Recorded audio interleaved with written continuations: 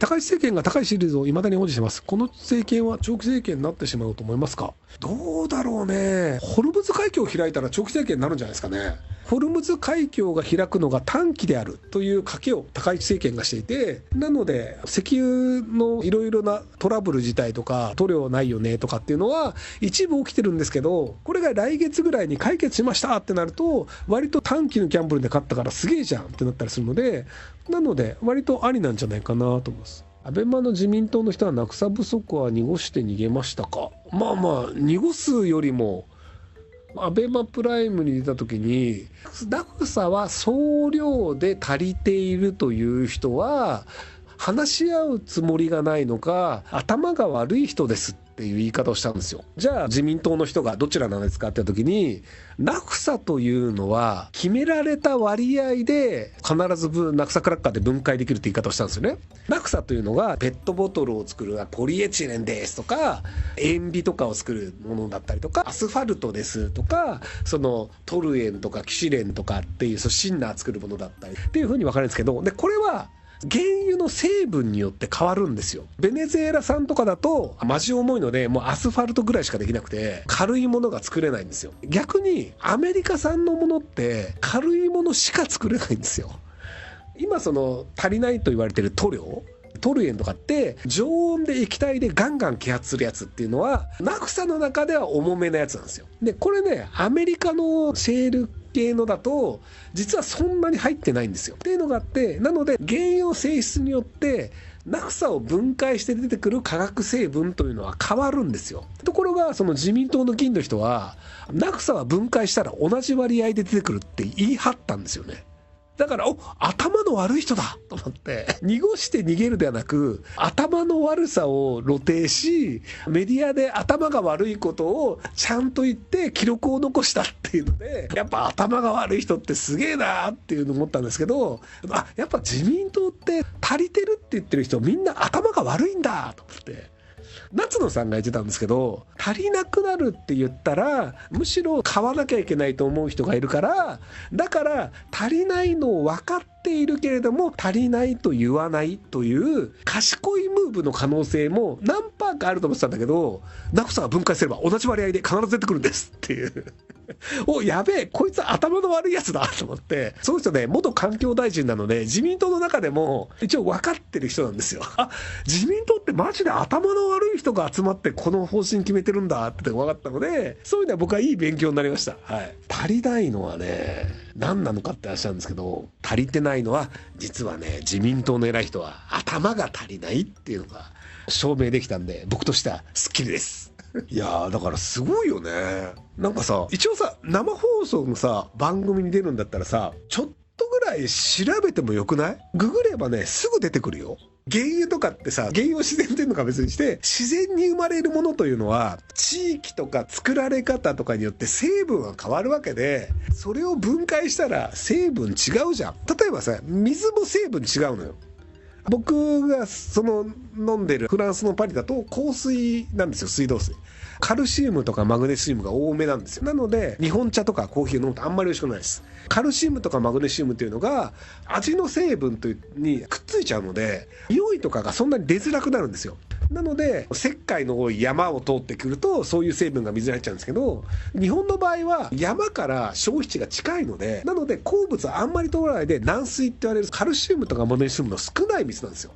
なので日本茶みたいな微妙な味わいのものっていうのはよりその香りとか成分が出やすいので、コーヒーとかお茶はむしろ日本の軟水で飲んだ方が美味しいんですよ。なので水って言ってる同じ水でも完全な純水 H2O ではなく精密機械工場とかで作られるやつねではなくいろいろな成分が実はちょっとずつ入ってるんですよっていうのがあって、同じものにならないよねっていうのって知らねえかフランスのパンがなんで美味しいかっていうと硬水で作るから美味しいんですよ。軽井沢ってパン美味しいって言われるじゃないですか。軽井沢のパン屋美味しいみたいな。あれって軽井沢の方が涼しいからとか気候がいいからじゃなくて、軽井沢って山の上なんで実は降水なんですよ。なので降水でパンを作るから美味しい、湿気が少ないっていうのもあるんですけどね。はい。なので自民党の人って頭が悪いから総量が足りてるって言って納得できるんだって分かったので、そういう意味では勉強になりました。はい。高市総理側のネガティブ発信疑惑はどんなことかなったか、公職選挙法にもかかる問題ですか。高市総理の公設秘書の木下さんという人が、松井健だっけという人に、立憲民主党の安住さんがポケットに手突っ込んで喋ってんのが良くないからそれを批判する動画を作ってくださいとか、もう一個こういう動画を作ってくださいっていうのを LINE で指示を出してるんですよね。これ僕文春にお金払ってないので無料で見える範囲なので、他はもうちょっと違うかもしれないですけどっていうのがあって、なので誹謗動画を作りましたと言っている松井さんだよね。でその人は高市さんの公設秘書である木下さんから指示を受けているという LINE のスクリーンショットがあるので、なので証拠上でいくと高市さんの秘書から指示を受けて誹謗の動画を作りましたというのはすでに証拠としてはある状態です。今もう政治家って連座制になっていて、選挙中に誹謗する動画を作ってはいけませんっていうのと、選挙に使っていい金額以外のお金を使ってはいけませんっていうのがあるんですけど、松井さんというのがタダでやりましたと言った場合はそれはそれで公職選挙法違反なんですよ。兵庫県の斉藤知事が女の人に動画を作ってもらうっていうのをお金を払ってませんって言ったんですけど、お金を払ってない場合であれば、本来であればお金を払わなければやれないような行為を無償でやった場合は、その行為を金銭的に換算した寄付として記録しなければならないということになってるんですよ。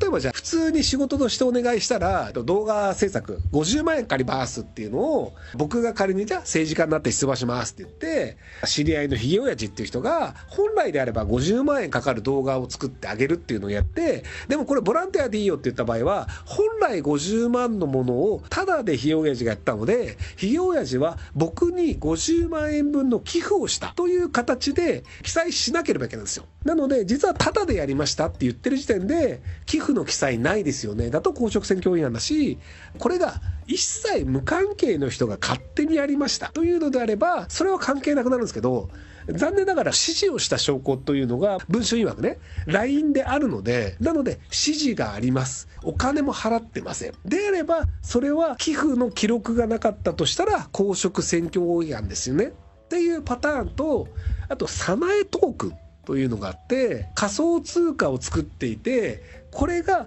儲かるのでバックがあります、なので仮想通貨を儲けるために応援しましたというのであれば、それは仮想通貨を儲けるというために利便を働いたということになるので、それも企業に対して利便を働いたということになるので公職選挙法違反になります。秘書がやった場合も連座制でその政治家が罪を負うという法律になってます。昔その秘書がやりました知りませんっていう逃げ切りが可能だったんですけど、今連座制になったので秘書がやりました本人は知りません、アウトです。なので高市さんは私は知らないって言ってますけど、残念ながら秘書がやってしまった時点で詰んでるんですけど、ただ自民党はウルトラ C があるんですよ。裏側でさもうみんなもらってたじゃん。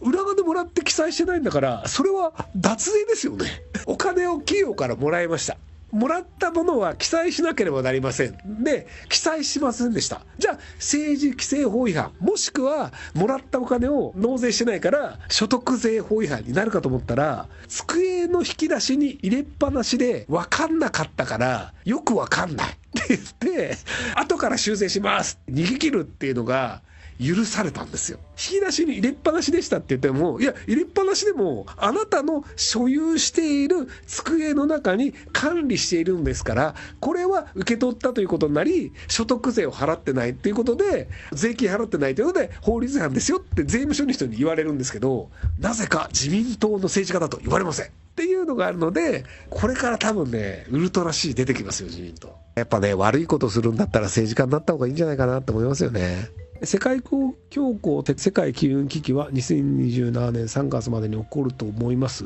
どうだろう。もう起きてない？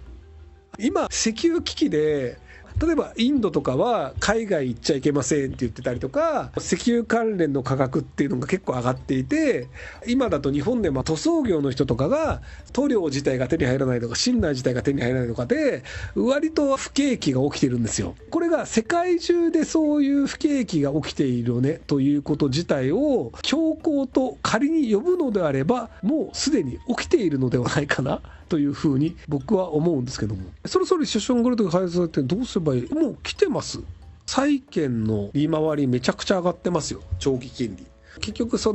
もともと国債とかをいっぱい買っていたっていうのが、日銀だと45兆円ぐらい損失になりますと。テクニカルな問題であれば損しないよねとは言えるんですけど、母価で判断すると45兆円ぐらい日銀が損していて、大手政府も全部足すと14兆円ぐらい確か利回りで損失出してるんじゃなかったかなっていうのがあって、実はもう不景気というのは来ています。国債利回りが上がるというのがリセッションではないというふうに主張するのであればそうじゃない、もうあなたが思うのであればそうだよねって話になると思います。はい。ご視聴ありがとうございます。今回の動画はこちらからの切り抜きになります。ひろゆき LINE スタンプ好評発売中です。概要欄に購入リンクがあるので、そちらから購入できます。よろしくお願いします。